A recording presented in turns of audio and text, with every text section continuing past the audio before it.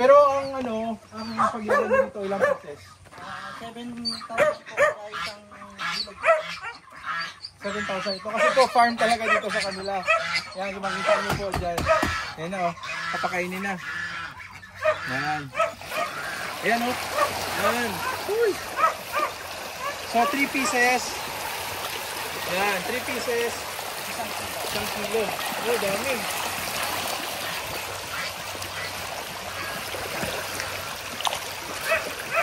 Mapagpalang araw sa ating lahat mga totoo mga Inday. Kaway-kaway!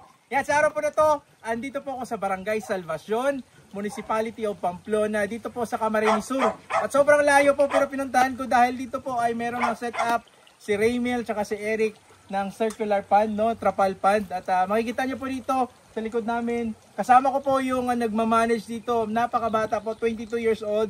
Pero siya po nag-engage at saka siya po nagmamanage dito sa kanilang business. Si Arjo Villar, gawin ito Arjo. Yan, so ngayong araw po talaga, siya po ay question natin dahil siya na-assign dito. Bakit ito ang negosyo ang napasukan nila? Sir, ano bang nangyari? Bakit ito ang klaseng business, yung hito, ang pinasok nyo? Ang una po talaga noon, yung papa ko po ang parang nag-usap kami na ganito ang negosyo. Kasi po dito sa Pamplona, wala pong hituan po talaga dito. Naisip namin, kunwari, bumagyo, mahal yung isda. Kaya yung alternative namin na naisip, hito ang maganda alagaan. Kasi hindi rin po siya madali lang siya palaki na hindi siya masilan sa tubig. Ayos. Opo, ganun. So yun. So kasi ang pinakamagandang pag-strike sa business, yung tipong wala pa doon sa area nyo. So sa kanila dito, ang hito, ini-introduce pa lang nila. At nanonood sila sa mga videos nila Raymel, sa kala Sir Eric, sa amin. At nakita nila yung magandang opportunity sa paghihito. Kasi dito daw sa kanila, yung tilapia, marami na. So ngayon, bakit pwede kayo mag-earth and pond? Bakit trapal pan ang naisip nyo? Bakit nagtrapal kayo? Maganda po siya para sa mga hito. At saka mabilis po siya palitan ng tubig. Kasi po, trapal pan nga po, nakaset na kami. Mabilis po siya palitan ng tubig. Madaling makita yung mga hito. Pero may earth pan din po kami. Ayun. So ang management mas mabilis. Opo, mas mabilis. Kasi konti lang po kami na nagmamanage dito kasi bago kami po. Ayun. So sa likod natin, mga ilan na lahat dito? 8 po. 8. Ayun. So walong butas po pero may laman lahat. Opo, may laman po lahat. Nakapag-try na ba kayo harvest? Opo. Ang pero yung po, benta-benta muna sa palengke. Actually po bukas may kukuha po sa amin yung dalawang pan po na yan, yung malalaki na, yung grow out. Pwede natin puntahan? Sige po, pupuntahan. Yeah, puntahan natin. So ilang months na yan dyan? Nasa 4 po. 4 months. So mga ilang pieces sa isang kilo? Nasa po, tatlong piraso isang kilo. Ay, ganun kabilis. Opo, mabilis po kalaki talaga. Pero ang ang paglagay nito ilang pieces? 7,000 po sa isang bilog. 7,000 ito. Kasi po farm talaga dito sa kanila. Yan, makita niyo po dyan. Ayan na papakainin na. Yan. Ayan Yan. Uy. So 3 pieces. Yan, 3 pieces. Isang kilo. Oh, dami.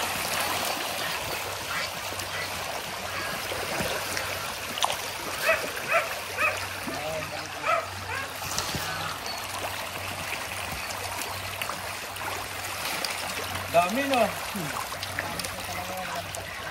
Yan. So, anong ginagamit nyo dito? Bakit nakaka-sustain siya? Nagagamit din ba kayo ng mga probiotics? Opo. Anong yung din ginagamit namin? Yung din ginagamit nyo? Opo, yung nabili namin kay Sir Renil po. Okay.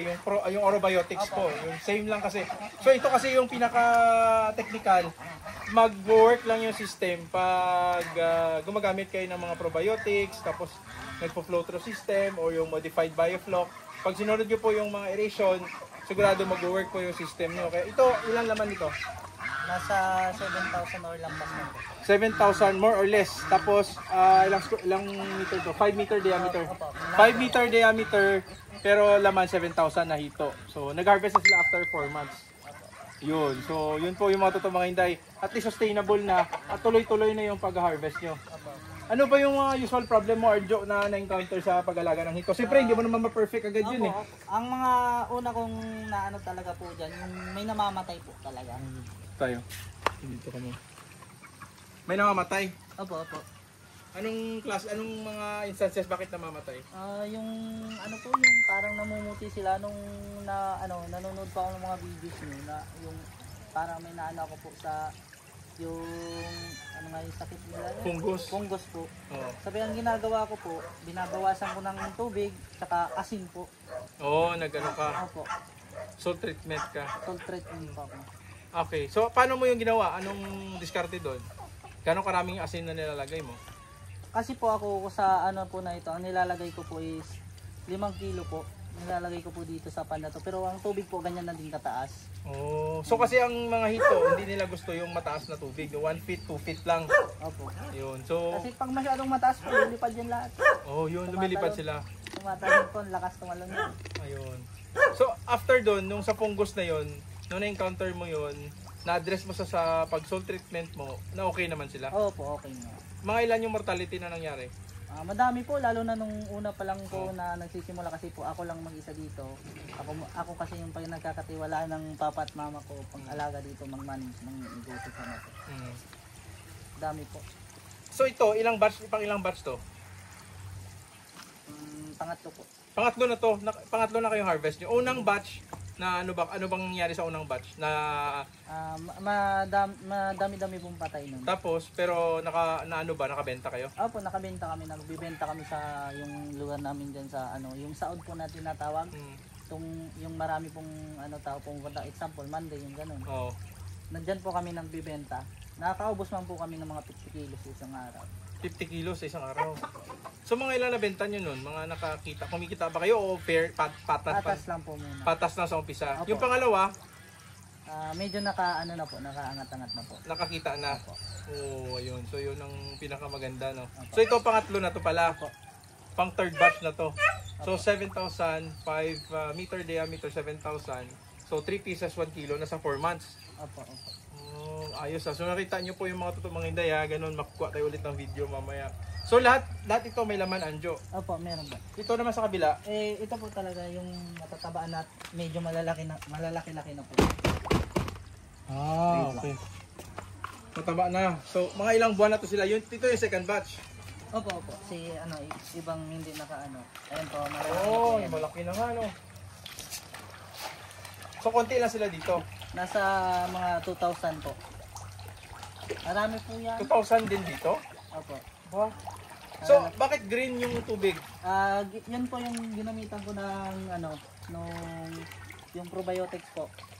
At saka hindi po siya mabaho, hindi siya mabaho ang tubig. Ito. Yan po. Yan. Dalawa din ginagamit. Paano ginagamit to? Ito pong ano po ba? Nitrifying. Ito po yung nilalagay ko sa tubig. Dito po. Ito po sa feeds inaalo ko siya, binababad ko po siya para bago ipakain. Okay. So ganoon din ba yung sa 4 kilos, 1 liter na tubig, tapos mga 3 to 5 grams na ganito? Opo. Same lang. Tapos mga ilang minutes mong ina-standby? Minsan pinapaabot ko lang po ng mga 2 hours ganun po. Pero hinahalo ko po muna siya. Una po, tinutunaw ko muna siya sa tubig bago ko po ilagay yung feeds, tsaka hinahalo ko po kasi para talagang ma-ferment siya maayos yung pantay yung pagkahalo ng vitamins niya. Ayos. So ihalo muna. Yun po, tandaan niyo po yung mga totoong hinday ha. Ganito kasi yung pinaka-technique sa ganitong klaseng para maging malusog yung mga hito. Oo. Tapos yung sa water system, ilang beses ka naglalagay? Kada palit ng tubig po. Matagal pa ako magpalit ng tubig nito. Ilang araw bago ako palit? Pag tong 0% talagang as in palit, inaabot po ako ng buwan. Pero may technique din po kasi ako dito ginagawa. Nagbabawas din po ako ng 10% kada umaga, sabi dagdag akong konting tubig. Para po yung dumi niya sa baba, ma-wash out po. So nire-release mo yun? Opo. Paano pwede ba tayo mag-release ngayon? Kahit konti lang. Hindi natin mga totoong mga inday para malaman. Si Ma'am Marites pa ang nagbibideo sa amin. Pag magalaw siya po may kasalanan dyan.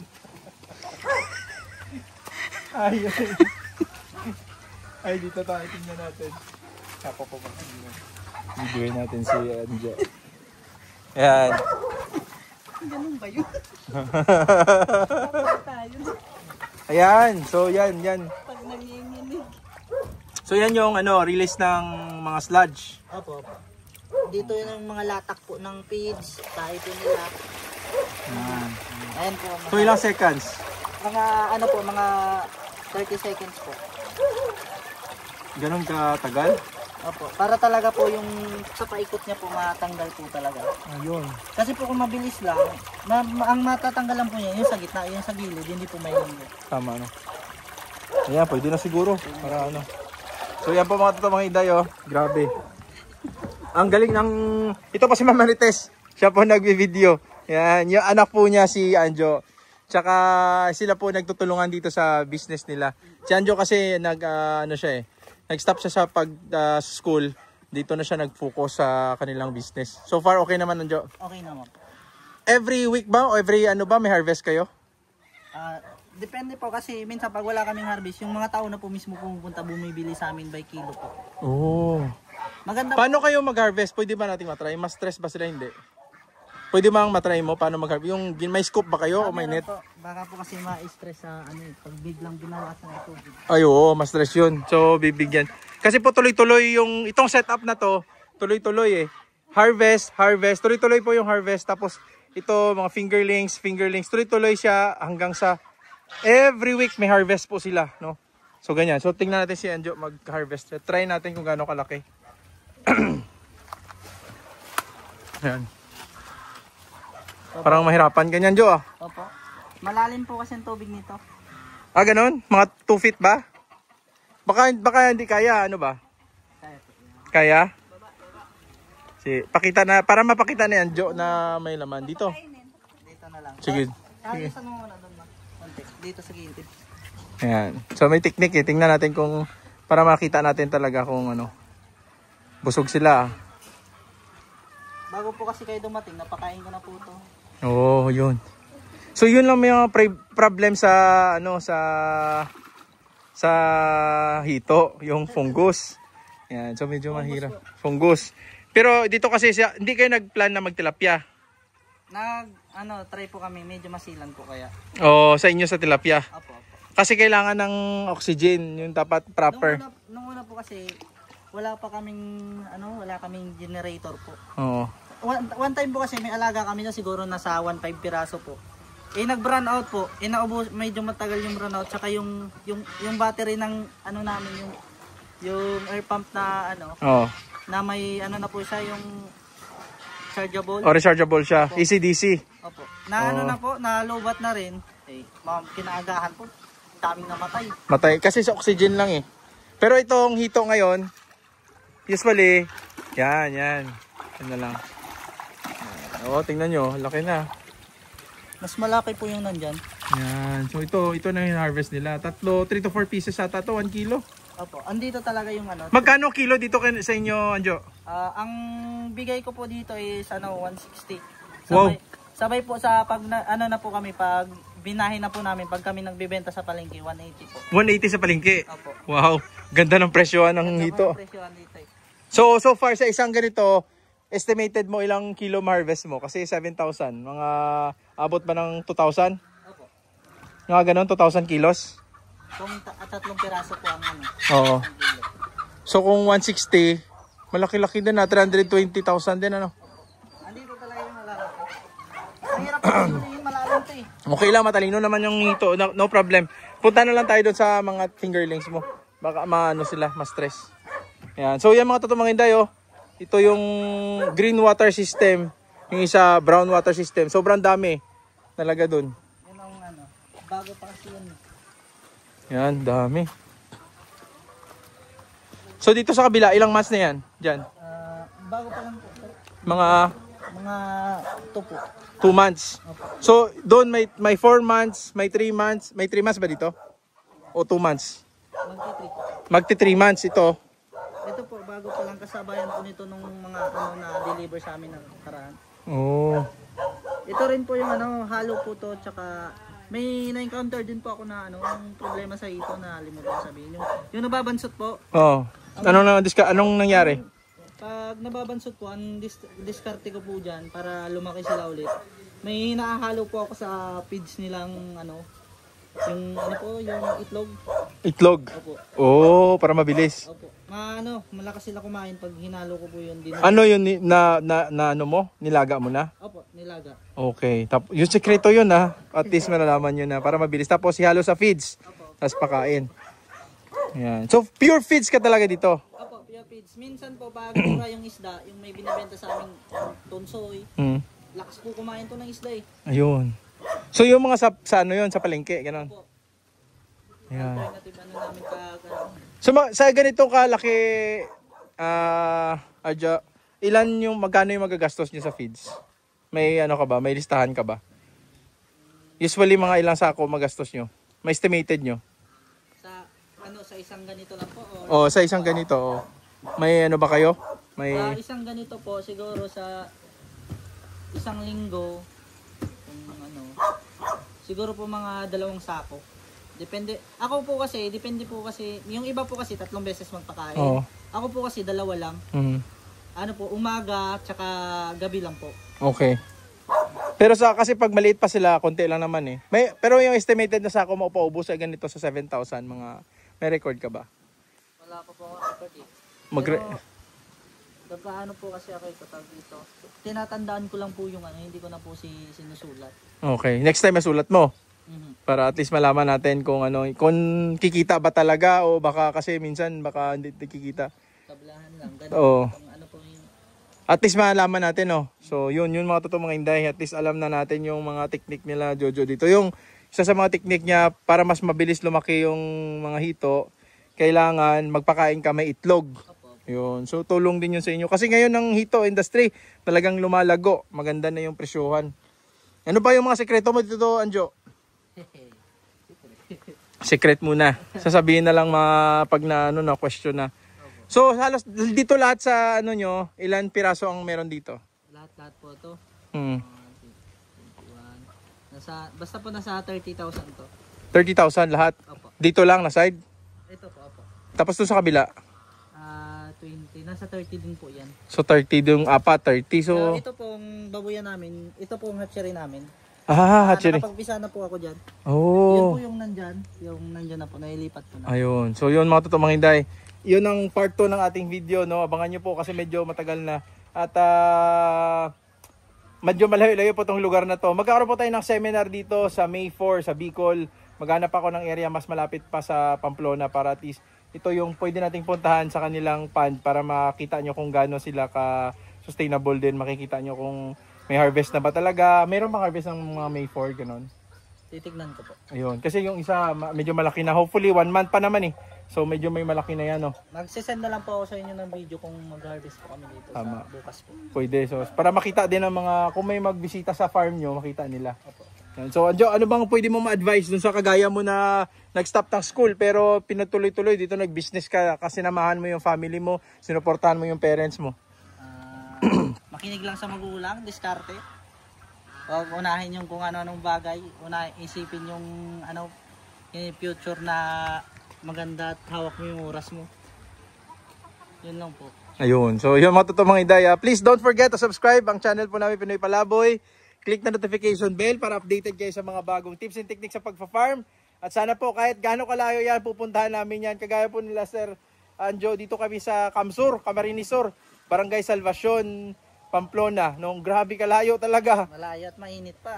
Galing kami sa Catanduanes pero maganda. Maganda yung area nila. Hopefully sabay-sabay tayo. Tandaan nyo po, Luzon, Visayas, Mindanao, iba't ibang diskarte, iba't ibang farming techniques, at iba't ibang farmer hero ang mapifeature namin. Naiwan po si partner doon sa South Cotabato pero sa susunod sasama na siya dito. Ayan. So maraming salamat po sa inyo. Kita-kits po sa susunod na video. Happy farming. Kaway-kaway mga totoong mga hinday. Mula dito sa Salvacion, Pamplona, kasama si Anjo Villar. Ayan. Ayos. Stig.